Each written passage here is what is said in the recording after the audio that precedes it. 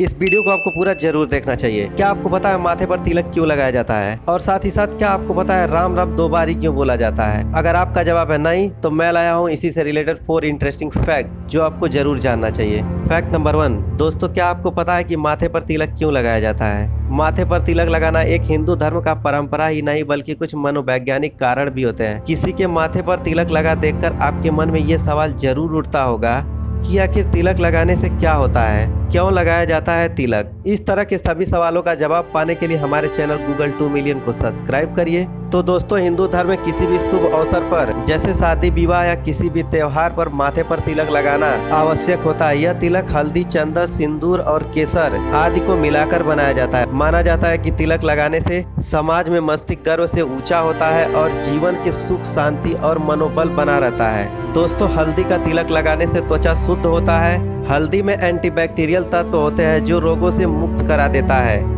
चंदन का तिलक लगाने से मनुष्य के पापों का नाश होता है। लोग कई तरह के संकट से बच जाते हैं, तो इसीलिए हिंदू धर्म में तिलक लगाना सर्वश्रेष्ठ माना जाता है। तो चलिए अब बढ़ते हैं फैक्ट नंबर 2 की तरफ। दोस्तों, क्या आपको पता है कि पैर छूने से क्या होता है? आपने अक्सर देखा होगा लोग अपने से बड़ों का आशीर्वाद लेते हैं, उनका पैर छूते हैं। तो आपके मन में भी ये सवाल उठता होगा कि लोग पैर क्यों छूते हैं, आखिर क्या होता है पैर छूने से? तो आइए जानते हैं इसके पीछे का क्या रीजन है। आजकल के समय में हर इंसान खुद को स्मार्ट और इंटेलिजेंट समझने लगा है, जिससे पुराने समय से आ रहे संस्कारों को वो भूलने लगा है। पैर छूकर अपने से बड़ों का आशीर्वाद लेना संस्कारों में से किसी एक को माना जाता है। स्मार्टनेस और इंटेलिजेंस ये नहीं कहता है कि आप अपने संस्कारों को भूल जाओ, बल्कि आजकल के इंसान भूलने लगे हैं। पर जब हम किसी का पैर छूते हैं तो ये पता चलता है कि हम अपने ईगो यानी अहम से दूर होकर किसी के प्रति आदर सम्मान की भावना प्रकट कर रहे हैं। किसी के सामने विनीत और समर्पण को दर्शाता है। पैर छूना एक संस्कार ही नहीं बल्कि एक साइंस भी है। साइंस के अकॉर्डिंग जब हम सच्चे दिल से किसी का पैर छूते हैं तो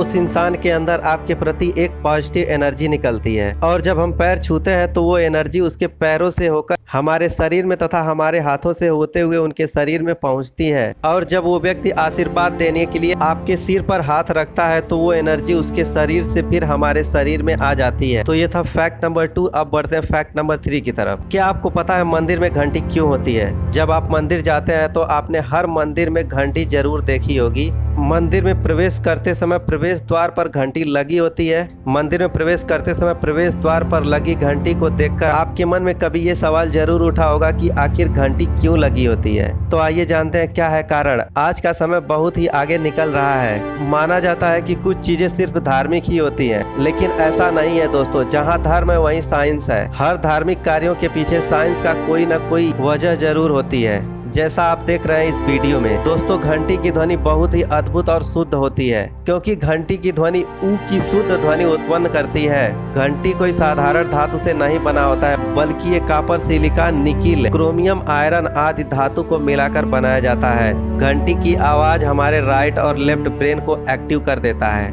इस घंटी की आवाज 7 सेकेंड तक बजती है। एक बार बजाने पर 7 सेकेंड तक बजता है, और ये हमारे शरीर के 7 चक्रों को छूने के लिए अच्छा है। घंटी की आवाज निगेटिव एनर्जी को दूर करता है। तो ये था फैक्ट नंबर 3। अब बढ़ते फैक्ट नंबर 4 की तरफ। दोस्तों, क्या आपको पता है कि राम राम 2 बार ही क्यों बोला जाता है? जब भी हम किसी से मिलते हैं तो राम राम बोलते हैं। आखिर क्यों राम राम 2 बार ही बोलते हैं? क्यों इसे 3 बार नहीं बोलते हैं? क्या आपने इस बात को कभी सोचा? ये एक आध्यात्मिक रहस्य है। ये आदिकाल से ही चला आ रहा है। दोस्तों, आपने हिंदी के वर्णमाला को जरूर देखा होगा। हिंदी के वर्णमाला में र 27वें स्थान पर है, आ दूसरे स्थान पर है और म 25वें स्थान पर है। इनको जोड़ने पर 54 आता है। र प्लस आ प्लस म को जोड़े तो राम होता है। 27 प्लस 2 प्लस 25 जोड़े तो 54 होता है। तो 2 बार राम राम बोलने पर राम प्लस राम यानी 54 प्लस 54 बराबर 108 होता है। 54 प्लस 54 को जोड़ने पर 108 होगा। एक जाप वाली रुद्राक्ष के माला में भी 108 रुद्राक्ष होता है, इसीलिए 2 बार राम राम बोलने पर पूरे माला का जाप हो जाता है। तो दोस्तों, ये था आज का हमारा हिंदू धर्म से रिलेटेड कुछ महत्वपूर्ण फैक्ट्स, जिसे जानना हर किसी के लिए जरूरी है। अगर ये वीडियो आपको पसंद आया तो लाइक जरूर करना, और इन सभी में आपको सबसे अच्छा फैक्ट कौन लगा कमेंट करके जरूर बताइए। और इसी तरह के वीडियो देखना चाहते हैं तो मेरे चैनल को भी सब्सक्राइब कीजिए। Thanks for watching this video.